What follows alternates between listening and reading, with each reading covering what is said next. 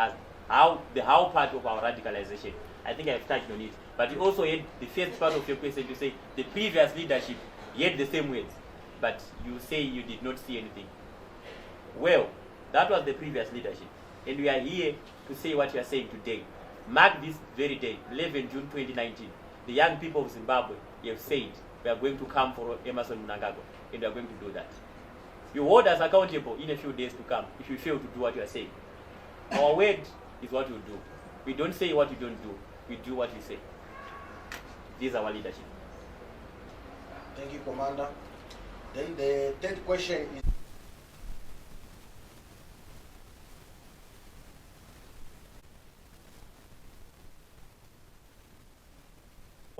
Member of the 40th state, we address you at a time when the MDC family, the Tsvangirai family are mourning the passing on of so rest in power. We held our National Congress on the 24th of May 2018 under the theme Defining a New Course for Zimbabwe. We congratulate President Advocate Nelson Chamisa and all the leaders who were elected. We wish you well. As for our democratic practice and constitutional mandate, we today held our first National Council of the Youth Assembly to complete the unfinished business of our Congress. We meet at a time when the country is faced with a number of issues ranging from legitimate questions, the economic meltdown, and social decadence. Attendant to this is the increased crackdown on democratic forces, as evidenced by the callous arrest and detention of civic leaders. As progressive young people of Zimbabwe, we are concerned about the deteriorating socio-economic crisis in Zimbabwe. We will not watch while citizens are being oppressed and our parents needlessly harassed. As an assembly, we are very much alive to the fact that the author of all these challenges is one political party by the name ZANU-PF, which is in itself in the advanced state of decomposition, which decomposition has been spreading cancerously to every facet of the nation. It is against this background that the Youth Assembly today agreed on a confrontational approach in dealing with this corrupt and illegitimate military regime. Confrontation is constitutionally permissible under the supreme law of this land, which we made ourselves as the people of Zimbabwe.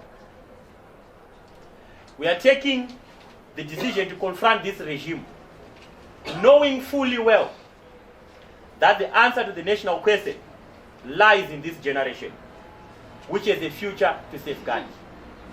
As the MDC Youth Assembly, we are going to set the pace in making sure we save this nation from despondence and deprivation.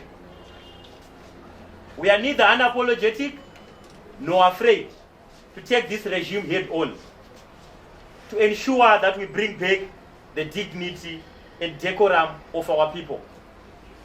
We cannot let this once jewel of Africa, a laughing stock, because a few individuals with parochial interests to safeguard their ill-gotten wealth and loot. Zimbabwe has to move on, and we cannot be held at ransom by a few military elites that mistakenly believe they have ownership rights of this country, our motherland, our Zimbabwe.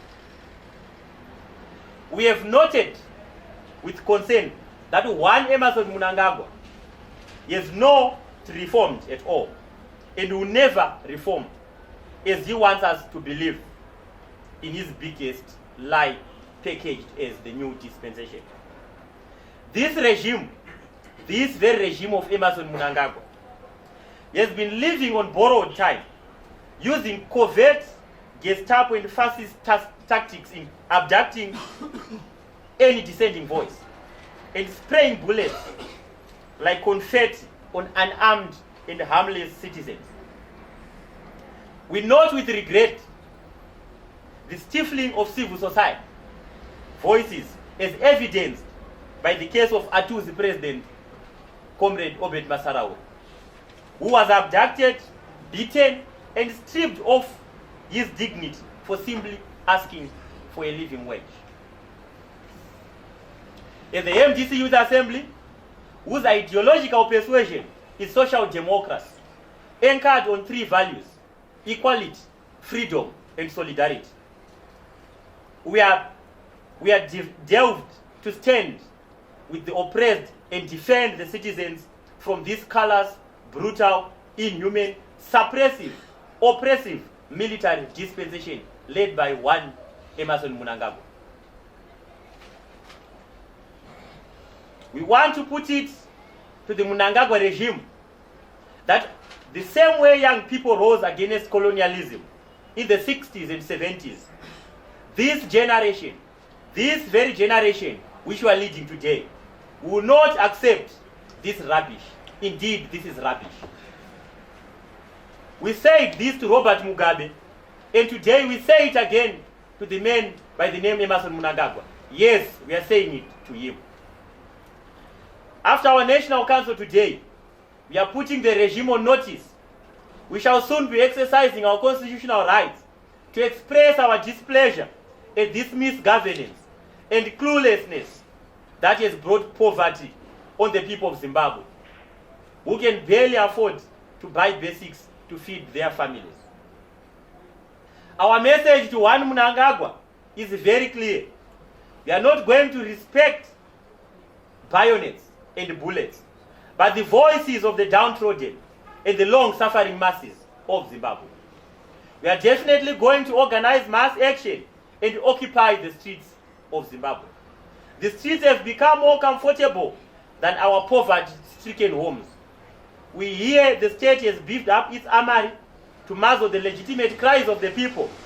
We are not intimidated at all, for we know they cannot shoot the entire nation. As such, we are declaring June a month of radicalization. At the end of it all, we remain committed to the fight for democracy in Zimbabwe under the capable leadership of President Advocate Nelson Chamisa until victory. Aluta. Thank you.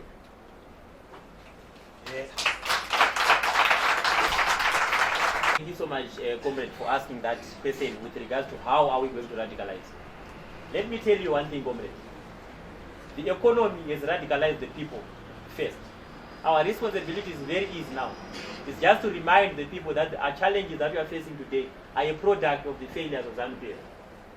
If you fail to get what you want in a supermarket, the only next thing that you can do is to radicalize yourself before you even come there. But again, let me come to the structural framework of our radicalization. We are a political movement, a serious one. We have structures all over. What we are going to do is to ensure that we instill the revolutionary spirit within every member of our party. So that when we are going to come and occupy the streets, it's about the selfless leadership of those very same people who are suffering. You will come in solidarity because you are also suffering. But simply because you are not yet a member of the party, you shall come in solidarity upon realizing that the party has taken leadership already. So what I'm simply saying is that from now up until freedom comes, we'll be together with our people where they are located, telling them the direction that we need to do. It's only a matter of a word that let's take this direction to save the people that are suffering. We have suffered for far too long. And you can also testify to that people in Zimbabwe are suffering. What you only need to do is to give people where the solution is. Come, let's reason together as the people of Zimbabwe and confront the military regime. This is a simple responsibility. It's just about reminding people where their problems are emanating from. That alone will radicalize the people. Thank you, Commander. Then the second question is, previously, the Youth Assembly has declared... Interesting question, because the supreme law of the land allows us to demonstrate. So if you all agree that we have a supreme law, no one else can come and have a declaration which is ultra-vires from the constitutional provision. It's clear that the Constitution of Zimbabwe allows us to, gives us the freedom to demonstrate and petition.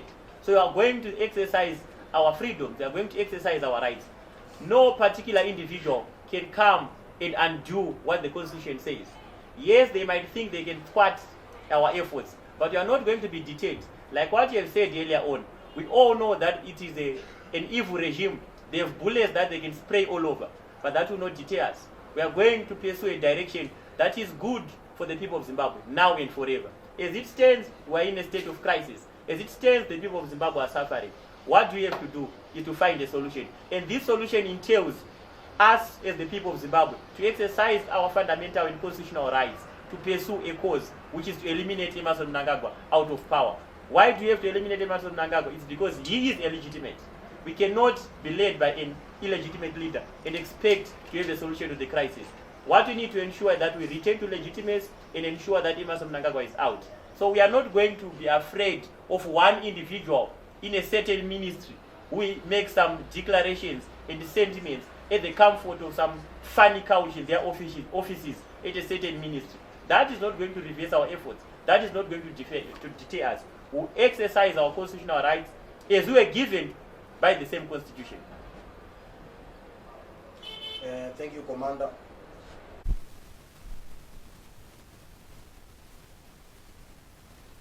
As the how part of our radicalization.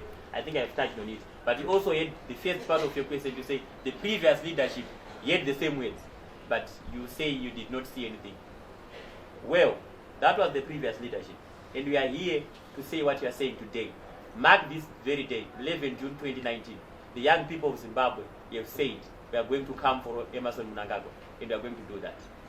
You hold us accountable in a few days to come if you fail to do what you are saying. Our word is what you do. We don't say what you don't do. We do what we say. This is our leadership. Thank you, Commander. Then the third question is